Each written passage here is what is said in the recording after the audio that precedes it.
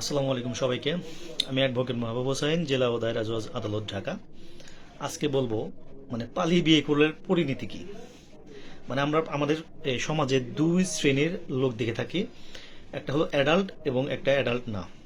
অর্থাৎ মেয়ের বয়স 18 হয়েছে এবং ছেলের বয়স 21 হয়েছে, তারা পালিয়ে বিয়ে করছে। এবং ছেলের বয়স 18, 21 হয় নাই, এবং মেয়ের বয়স 18 হয় নাই, কিংবা ছেলের বয়স 21 হয়েছে কিন্তু মেয়ের বয়স 21 হয় নাই। তারা পালিয়ে বিয়ে করলে আসলে পালিয়ে বিয়ে করলে করণীয়টা কি, আপনার ভবিষ্যতে কি বিপদের সম্মুখীন হবেন সেটা আমি আপনাদের সাথে শেয়ার করব। আশা করি ভিডিওটি ধৈর্য ধরে শেষ পর্যন্ত দেখবেন।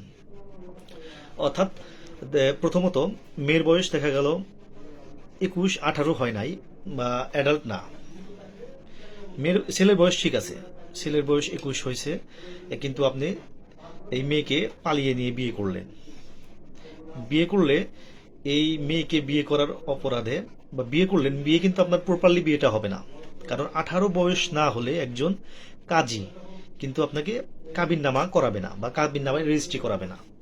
তো আপনি যদি এই কাবিননামা ছাড়া বিয়েটা করেন, তাহলে আপনার কিন্তু যদিও পালিয়ে বিয়ে করা মানে কি, মেয়ের ফ্যামিলিতে কনসেন্ট নাই।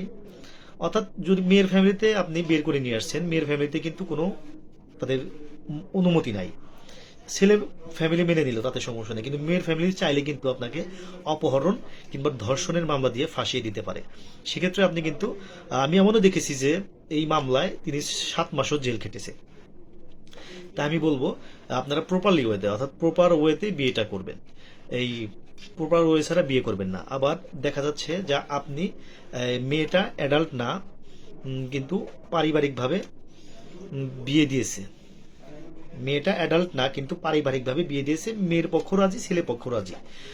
সেক্ষেত্রে তারা বলে থাকে যে কাবিনটা করার দরকার নেই, কাবিনটা অ্যাডাল্ট হোক তারপরে করব, আমরা হুজুর দিয়ে বিয়েটা পরিয়ে রাখি। তো আমি বলবো, দেখেন, কাবিন ছাড়া বিয়ে করলে সেই একই ঝামেলা।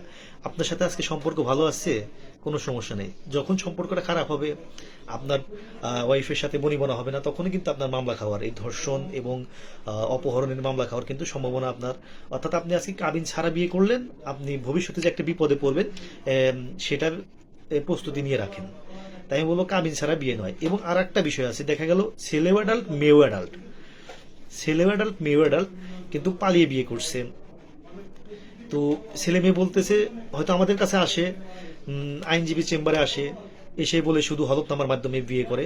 তো আমি তারা কাজী মাধ্যমে বিয়ে করতে চায় না, হয়তো বা টাকা পয়সা বাঁচানোর জন্যই হোক বা যেটার জন্যই হোক। তা আমি বলবো, যাই করেন কাবিন ছাড়া বিয়ে করবেন না।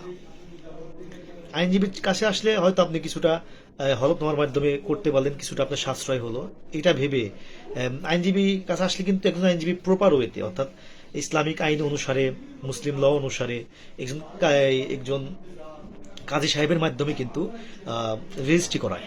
এবং তার একটা হলফনামা দেয় এই কারণে, জানে ভবিষ্যতে আপনার ধর্ষণ এবং অপহরণের মামলা খেলেও আপনি জানি এটা বুঝাতে পারেন যে না, মেয়েটা রাজি ছিল।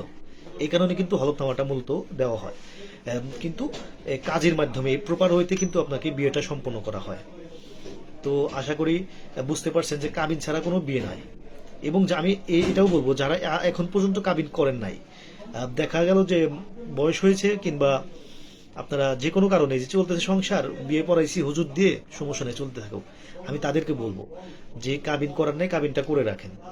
না হলে কিন্তু মানে আজকে কাবিন করলেন না, আপনি কালকে ফেসে যাবেন, এইটার কোনো নিশ্চয়তা নেই, ফেসে যেতে পারেন। তো আশা করি বুঝতে পারছেন, কাবিন নামা ছাড়া কোনো বিয়ে নাই। আর প্রাপ্তবয়স্কের আগে কোনো বিয়ে নাই, এটা আপনারা মেনে চলবেন। ধন্যবাদ সবাইকে।